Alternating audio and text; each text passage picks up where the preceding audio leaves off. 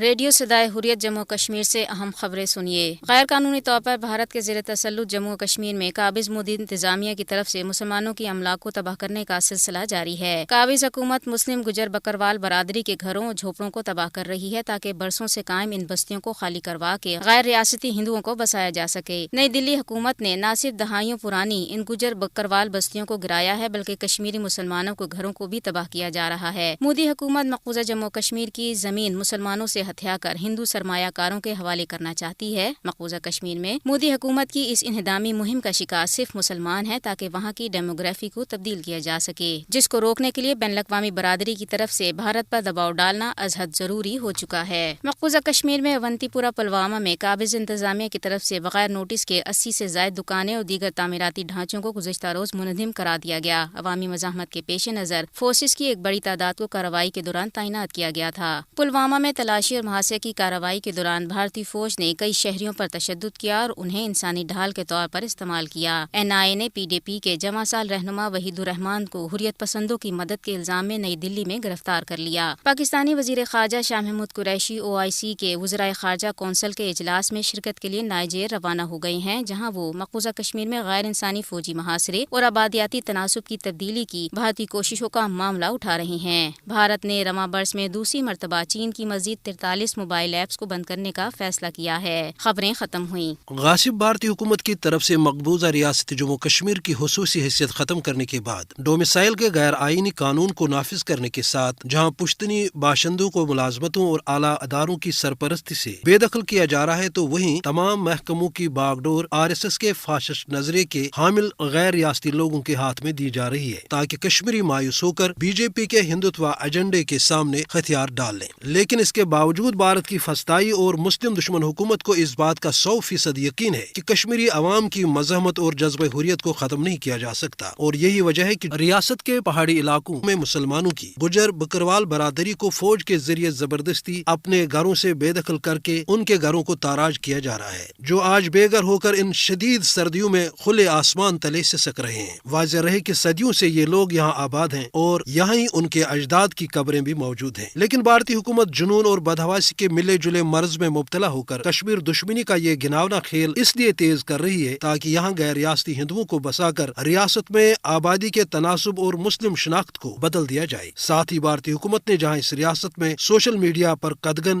اخبارات کے دفاتر سیل کر دیے ہیں، تو وہیں ایمنسٹی اور دیگر انسانی حقوق کی تنظیموں پر پابندی اور ان کے دفاتر کو دباؤ کے تحت بند کر دیا ہے تاکہ مظلوم کشمیریوں پر برپا کی گئی اس قیامت سے عالمی برادری کو بے خبر رکھا جائے۔ تبصرہ ختم ہوا۔